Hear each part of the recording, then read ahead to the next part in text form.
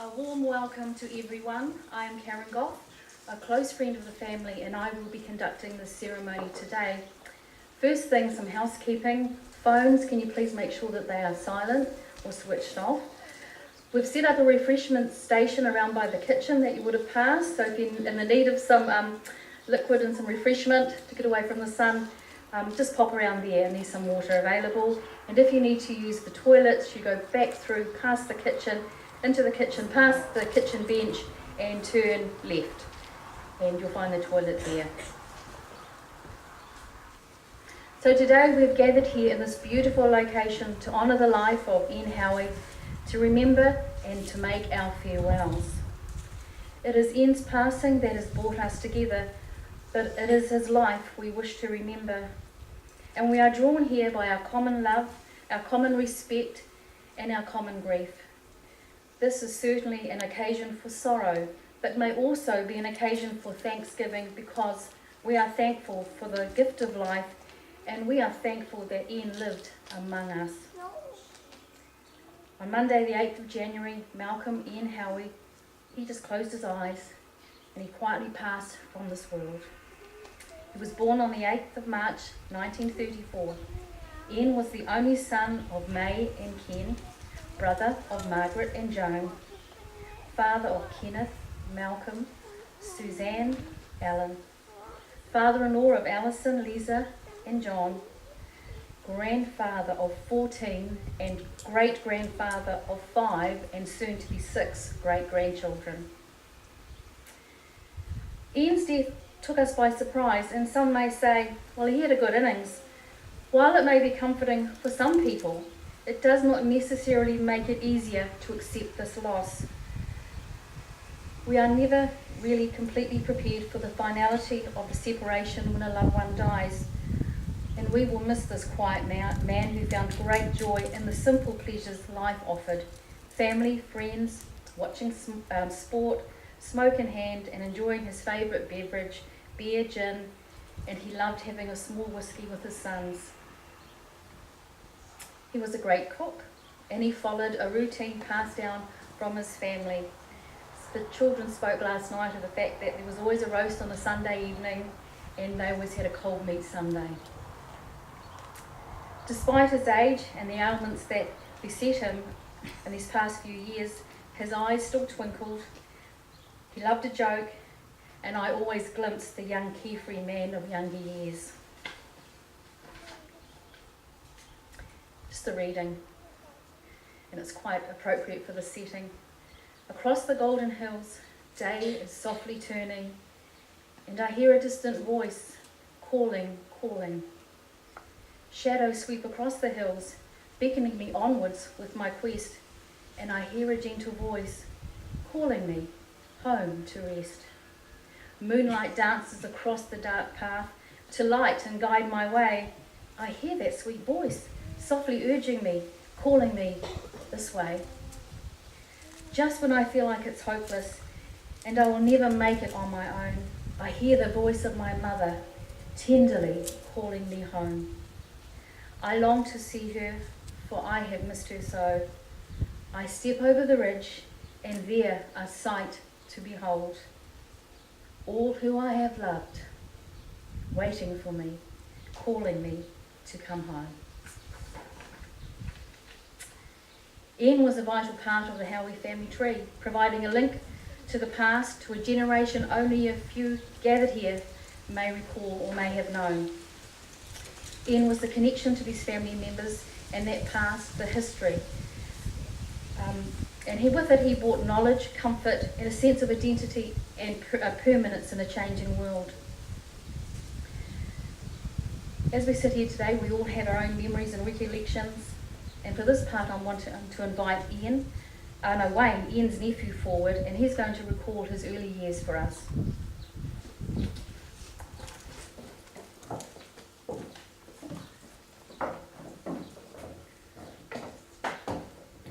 Thanks very much.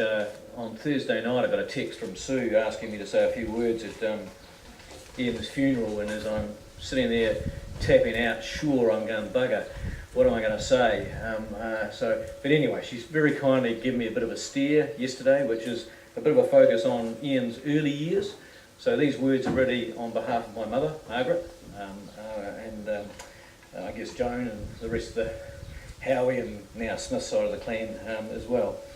So it's a bit of a focus on the early years, and comments from Mum are that Ian was typically an older brother.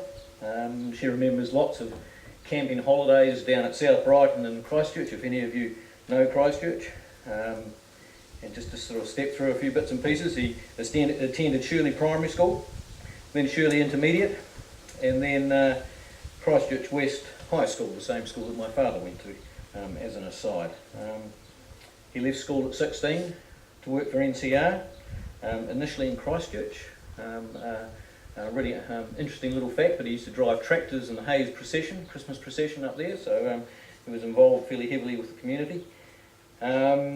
His passions were wrestling when he was at school, is my understanding, rugby, and of course beer. And I probably shouldn't say it, but I'm reliably informed that, like a lot of us, he had the occasional sort of misspent episode in his youth, and once when asked, clearly he was a little bit under the weather, have you already had a beer? His reply was, yes, I've had two. One on the way down and one on the way up. He left home at 18 and shifted up to Hamilton, and that was partly because his elder sister Joan was living up there at that stage.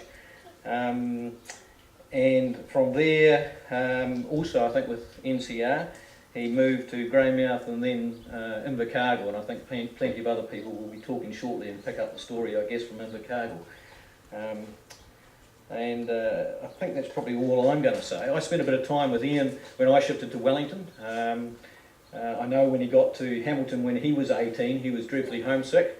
I'm not sure if I was quite homesick at 21 when I got to Wellington, but I think he took me under his wing and he taught me some really interesting little snippets, things. First was that if you're going to watch sport on TV, it's a lot smarter to turn the volume right off and turn the radio commentary on, because you get a better commentary from the radio than you do from the TV. And the other thing that he taught me was the best place to get cost-effective beer is down at the bowling club bars. So there's a couple of snippets from Ian's early life. Pass back. Now, Malcolm's going to come forward and share.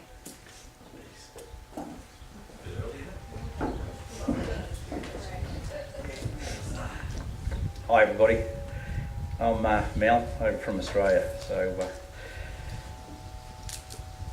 second time listening to you.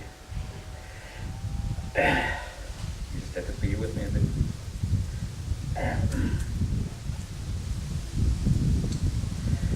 Death is an act that leaves us feeling the widest ranges of emotions, made more intense by those who have a part in the play. I'm a little shaken, still reeling from the shock of my father's passing. I'll be right. I can't read it. He's blinded about. Yeah. We never get used to losing people, no matter how much experience we gain. But if there was a positive to these experiences, it is that it is beyond grief. It brings many people together, friends and wonderful family. The power of one person and their connection to so many creates a reunion. And that is magical. It is reflected in the gathering of all of us and the remembrance and celebration of our memories and how we want to capture their life with us. It creates inward reflection and re-evaluation of one's life as we consider again just how precious each and every moment is, our roots, and what's really important, what we choose to do with our life, how and who we spend it with. It is our own reminder to make the most of time with those we love, doing the things we love. Today it's important to share our memories of Dad, and I'm grateful that we spent time to put together a memory book together of his life only a few years ago when he turned 80.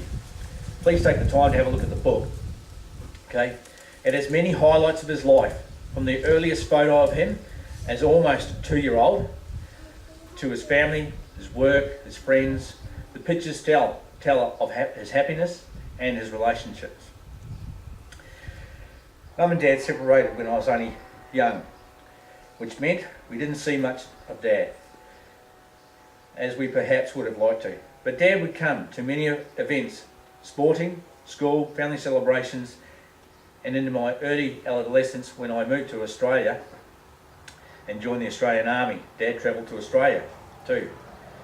When I married Lisa, I began to come home, back to New Zealand more regularly, with a trip every 2 to 3 years, to spend time with family, and many of those memories included a visit to Dad. There we go, visit to Dad. I'll always remember introducing Lisa to Dad, and this was when he was in Inglewood. Okay, we pulled up, and Dad was sitting on that little balcony, smoking like a chimney. We had to open all the windows and doors to let in the fresh air. Dad famously told Lisa that he's been watching his health and getting plenty of vitamins, and then he achieved this by having half an orange a day. So Lisa and I still get a chuckle out of it when we go to the supermarket and pick up oranges and remember Dad. Yeah, I'm good, I'm looking after myself, have half an orange a day. Yeah, and that wasn't with the gin either. No. Our parents teach us many things in life. They help us guide, they help guide us and protect us. We learn the traits we want to take from them and into our lives and build on them. They provide our foundation, and most importantly, we should recognise that they do the best they can. Dad helped raise 4 fantastic children: Ken, Suzanne, Ellen, and myself. We all turned out to be good people.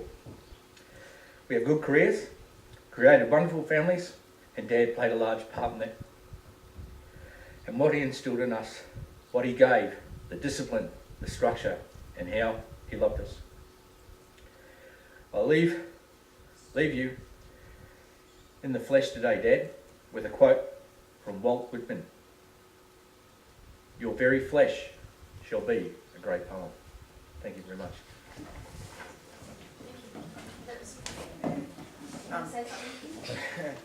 I can't really add much to what Mal said. It's fantastic that Dad moved, decided to move from Inglewood down this way so we could be closer together. And every time I come over, you could just see his face brighten up and smile. And it doesn't matter which one of the family was here.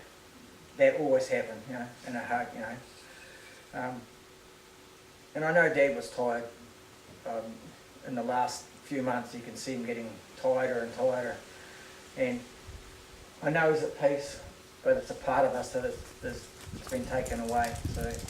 But I'm really, really appreciative that everybody that's come here to say their goodbyes and come and see us. It's fantastic. So with that, I'll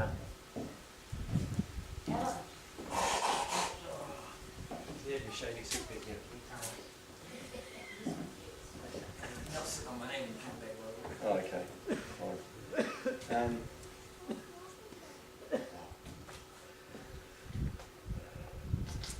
Sorry, I wrote some stuff here.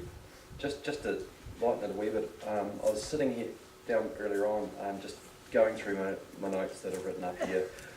And in a wee corner piece over there, Dad used to quite often sit there. And from that I've got this. I applaud the brave couple in the red BMW who are currently doing a handbrake test on their vehicle out there. And if the handbrake fails, I'm sorry, you won't get much summer wine because I think it's going to head down that way. So, look, I'm Alan Howie. I'm 51 and the youngest of the Howie children and the tallest. Just in case someone tries to say they're a bit younger than that. I'm grateful that I've got 2 older brothers that now share the title of Gong, which stands for Grumpy Old Men. And because just Jim isn't quite the same for Grumpy Young Man, although I think someone will think it does. My memories, Mum and Dad separated when I was young, and I find it really hard to try to remember Dad at home. So for me, been a bit of a difficult understanding of how our relationship is, but he's always been Dad. And talking to the boys, we all remember when Dad would come to Invercargill, and we're trying to remember the name, I think it was the Raceway Motel, we decided. Dad would come in because he'd stay there, and his friends would come around, and he'd put his famous roast lamb on, and we'd sit around there, and his mates would be drinking and smoking, and we'd be waiting for tea. But it was always great. And then later on, Sue shifted up to Wellington. I'm just not sure how old I was, but I'd get visits up there, so I'd be flying up to Wellington and spend a bit of time with Sue and then with Dad. And in the later years, Dad would give me a bit of work at Freya Phillips, or I worked at a business beside Dad's, or what was it, a Wildworks? You remember that, Sue? Yeah.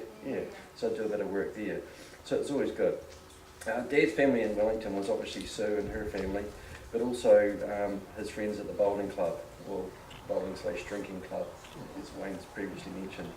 And when I was up there working, most nights we'd go there, and on his way home, it was sort of the car automatically would turn in there and have a couple of beers. You know, I've got the added complexity, I've got aunties and cousins and some are here that I really don't know that well, you know, from that side of the family, being the youngest one. But I really appreciate them being here, and that's just that bond of family, it's wonderful. I remember I'd be sitting around with Sue and Ken and Dad would be there, and we'd be talking about auntie this and uncle that and so-and-so cousin, and I just, because that's the best I could do, because I really didn't know them. You know, Dad helped me immensely a wee while ago. The business I worked for, we're shifting from one site to another. So I gave Dad a couple of wee phone calls about it, and he gave me some awesome sound advice from his Freya Phillips days. And that enabled us to move a multi-million-dollar business with thousands of product lines from one site to another without losing a day's trading. And it was a great talking point. He always asked me, how did that go? And it's just those skills he had.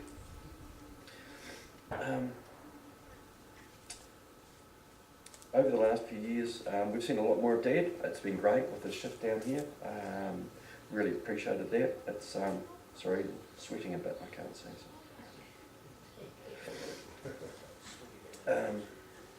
So yeah, it's been really good, and it was really heartening for me to see him and Mum communicating and living in close proximity. That was quite special. Sorry, it was, you know, that was my mum and dad, and it was something that I didn't have when I was young, but to see it when I was older was really cool. There's not much in regards to promise. I remember on one of my trips up to Wellington, Dad took me on a road trip up to Napier and Hastings for a weekend, and it was in one of his work cars. They had a wee NCR, they had wee Corolla station wagons, and believe it or not, he seemed to drive it like he stole it. He was just, you know, we were coming back into Wellington one day, and he said, oh, we can go down the main motorway, and we can go this way. And I said, what's the difference? He goes, oh, that's a bit shorter. And I thought, oh, that's fine. Was it shorter? Yeah, the sections between the corners were shorter. And I remember him stopping in at one of the depots, and he was showing me his new car, because he was about to get a new work car. And I'm thinking, well, it's exactly the same as that one there. What are you going on about? He goes, oh, it's got 5 speed. And I think it might have had a radio too, just the things you remember. On Tuesday, I was up here and helped clean out Dad's room at Inglewood, and I know there's some... Castlewood. Sorry. It is written here correctly, I just can't read my writing. Yeah, so John, Sue and myself were there, and I know there's some friends from Castlewood here too, which is awesome. So we were recycling a bit of Dad's gear, and we took it across to the Salvation Army, so it was sort of, some came from there, some went back there, and it was quite nice. So I'm sorry, Kim, but there's not much chance for you to update your wardrobe, mate, it's all gone.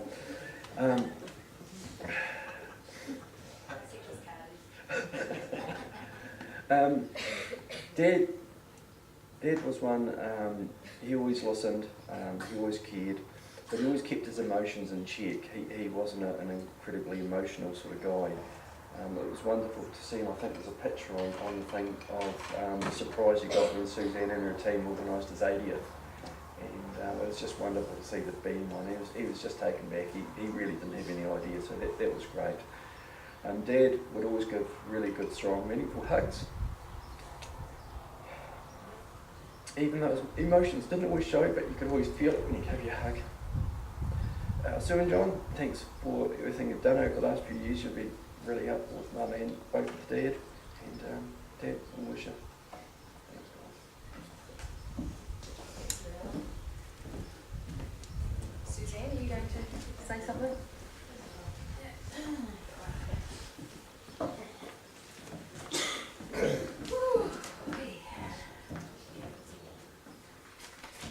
I'm not going to look at anybody. Okay. Every time I gave Dad a card, I used to always sign it, "Your one and only daughter." So I've actually got a letter here from one of Dad's really good friends in Inglewood, and I hope I can get through it because it's actually really, really lovely. Sorry, I just got to breathe for a minute. Okay, the Howie family. No words I can say will ease your sorrow on this sad day. Please accept Christine and my deepest sympathy on the passing of Ian. Quite ironically, it is the fact that the Taranaki Bowls Open begins next week. Dad would have loved that. 35 years ago, I walked into the Inglewood Hotel and met a team of likely lads from Kilburnie who had arrived in town to play in the Open. On that fateful day, many commented on the look-alike of Ian and myself. The statement being made, we could easily pass as brothers. So, Brother Howie was born. Throughout the enduring 35 years we shared many wonderful experiences. I myself played in their team on a couple of occasions. Trips to Taupo, the bro, he was always the bro, would drive up from Wellington. He would contest the tournament, after which Bro would journey on up to Auckland for his annual trip to see his only daughter and family, because we'd moved from Wellington. Finally, the Bro decided he had enough of the one-up, one-down apartment in Kilburnie, and I guess on my suggestion, he moved to Inglewood. He brought with him extra luggage, and that was in the form of Keith Rimmel, and so formed Inglewood's version of the last of the summer wine. The Bro, Larrikin and Midge. We did have visions of racing to the Hairy Dog Bar, I'll get back to that later, on mobility scooters, but such is life, it did not happen. When Keith decided to move to live in, Christine and I moved into the unit next door. So just to clarify, Dad moved to Inglewood. There was 2 little self-contained units. Dad bought one. Keith decided he couldn't stand Dad being gone. He moved into the next one. And then when he left, Midge and Christine moved in. So it was quite cool. So, as I was saying, that when Keith moved on to live in, Christine and I moved into the unit alongside Bro. Wednesday nights were special dinners. And it was a weekly event, and Bro supplied the wine. Did he? I think we supplied the wine because we used to ship it up there. My association and friendship with Bro had its ups and downs and could be pretty dogmatic at times. Strong-willed at times, but we always resolved our differences. He certainly left a huge gap when he moved south. It is said that throughout life you can count on one hand your true friends. Well, in Howie, I will truly miss a friend indeed. It has been my privilege to have known and been associated with a genuine good bloke and all-round gentleman. And that's what Dad was, I have to say, a real gentleman. So with a lump in my heart and many a tear in my eyes, I bid you farewell, Bro. Midge and Christine, Bowls Inglewood will always remember. So that was Midge. I was really happy to have got this from him. He really wanted to be here today, and it would have been lovely if he was. So I just thought I'll just a couple of little things with my dad. I suppose I was the lucky one. Well, I don't know if I was the lucky one, but I moved to Wellington when I was 17 for a holiday actually. Mum shipped me up there, go and your father will sort you out. So I stayed 17 years, got married, had the children, and then we moved to Auckland. So Dad has always been in my life, which I suppose I'm very blessed about. Not as much, my brothers haven't had as much the same time as I have. My children have grown up with their granddad. And yeah, and of course when my marriage broke up and I moved down south, Dad was down here on holiday and he was touring with getting rid of the one up, one down, and you know, wondered whether he should come down here to live. But Midge got him. He went to Inglewood. But at last I got him down here and he lived here with us for about 4 or 5 months until we moved into Castlewood. So yeah, and we've had a good 2 years with him here, and him, Mum getting together and just being friends, which was really cool. And then unfortunately, most of you know, we lost Mum last year, so it was pretty traumatic. And yeah, but hopefully they're both up there having a wee wine and looking down on us all here today. But thank you all for coming, and I'll pass you back to Karen. Now, John.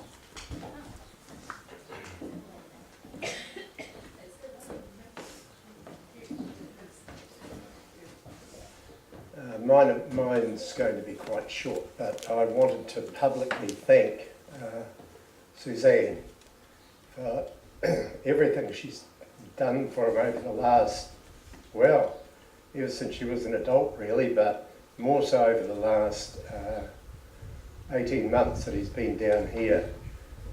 She would tell me that she was going to the supermarket and to pop in and see Ian. She would normally be gone about 2.5 hours on this venture, and the supermarket took up about 10 minutes of it, I think.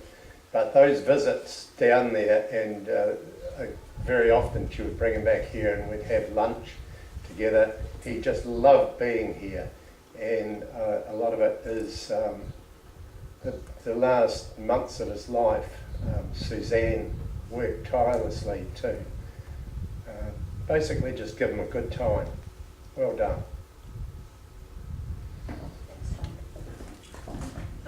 I now invite any other family or friends to come forward if they'd like to share a memory or a tribute.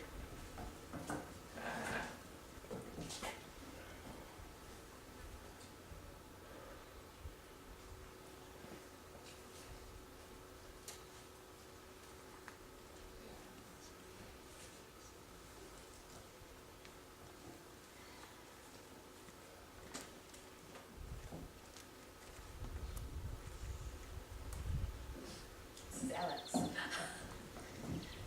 Hi, I am Auntie Alex, and Ian has been a part of my life with Suzanne and the girls, and I'd like to thank her for allowing this man, this special man,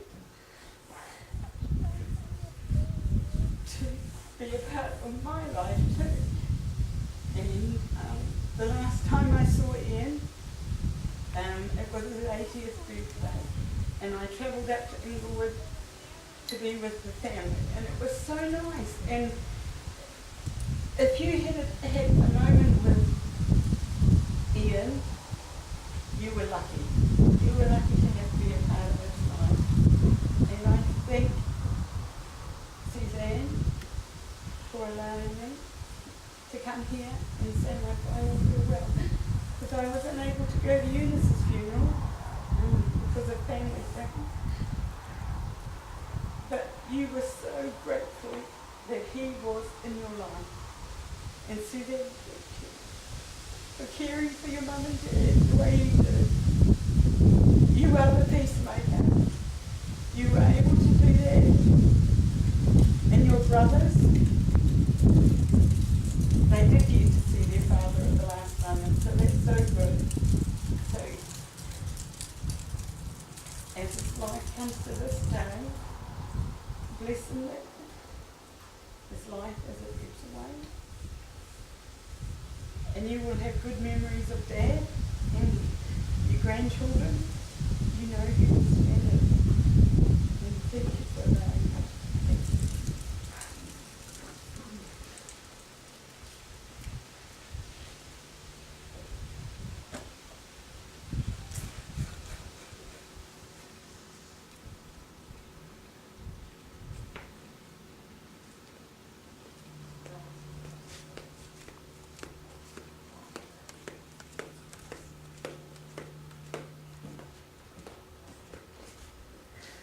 I'd just like to say that on behalf of Castlewood, we've really enjoyed having Ian.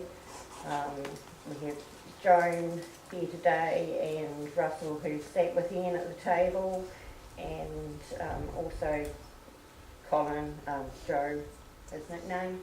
And I have to say it's been a pleasure having Ian. I do a bit of cooking at Castlewood and I also do caring, but I have to say, you know, a few months ago there was a change in my life, and if it wasn't for Ian and Suzanne, Ian so graciously let me stay in this unit, and I've really enjoyed it. And to thank you, Suzanne and Joe. And we'll always remember Ian in the garden at Castlewood. You know, with Joan, he liked to have a cigarette, and you know, you went there in the morning, it was like, is that you, Jude?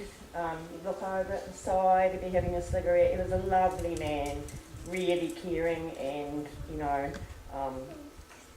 I suppose I was really fortunate really to become as close as I did with Ian, and thanks you know, for that happening. And it's been great because we've become really good friends as well, and it's nice to meet the brothers. So yeah, we will miss Ian. Thank you, Joe.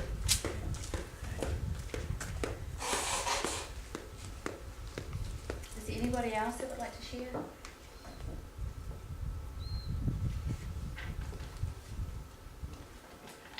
So it is good that we can remember the good life Ian lived, family, good friends, good times. And at this moment, we are thankful that his mind is at ease, his soul is at rest. Monica, are you going to come forward now to do a reading?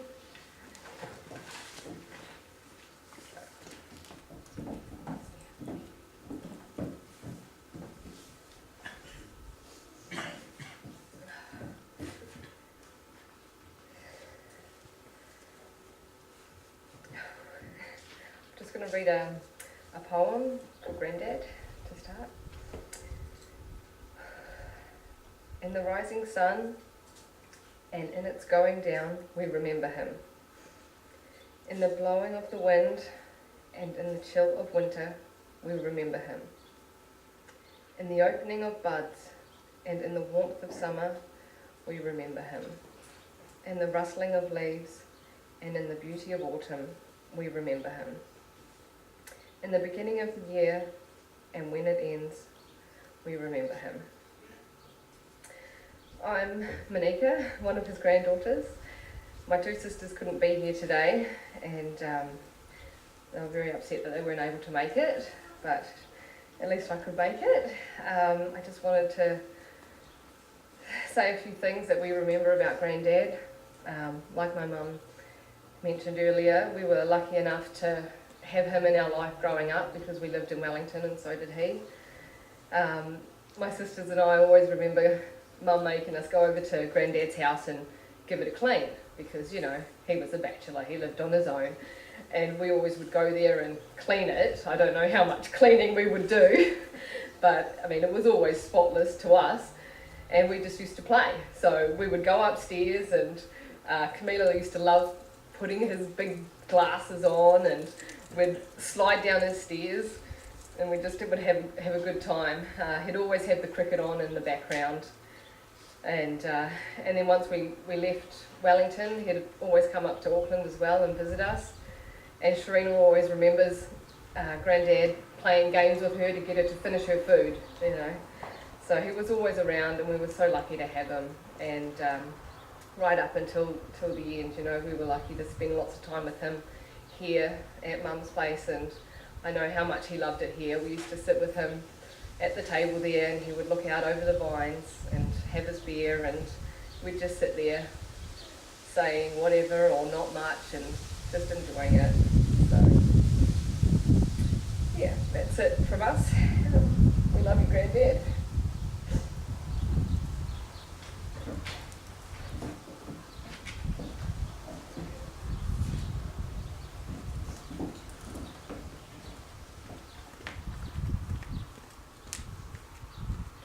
When death occurs, we know that those whom we have lost are now at peace. Be thankful for the friendship you had with Ian. Nothing can change the experience that you shared with him. The past is secure and cannot be changed by time or circumstances. As we move into the service of committal, Ian's family would like to extend an invitation to share afternoon tea with them, an opportunity to share more stories and memories, and an opportunity to look at the photo board and family mementos on display in the TV lounge just over here.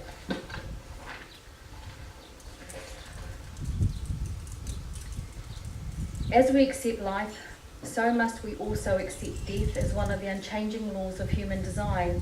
It is with grateful hearts that we remember all the good things we were able to share with Ian. With his journey now ended, we commit his body to the elements. Ian, you have walked among us, and we have observed and experienced your humour, your heart and your spirit. You have brought strength, you have brought light. We value everything you have been and everything you have sought to be. Your legacy continues in the generations which follow you, and a living memory is left in the hearts of those you have touched. For our part, we remember that we passed this way but once, to leave in the lives of others a worthy legacy and a fond affection. Nothing more can be asked other than we let you go tenderly and gently with love. Rest in peace, Ian. Now for us, the living. May the love of friends, the joy of memory, and our hopes for the future give us strength and peace that we may go forward together. In the words of Mother Teresa, life is an opportunity, benefit from it. Life is a dream, realize it. Life is a song, sing it. Life is beauty, admire it. Friends and family, this concludes our service. Stu and Janice, would you like to come forward, please?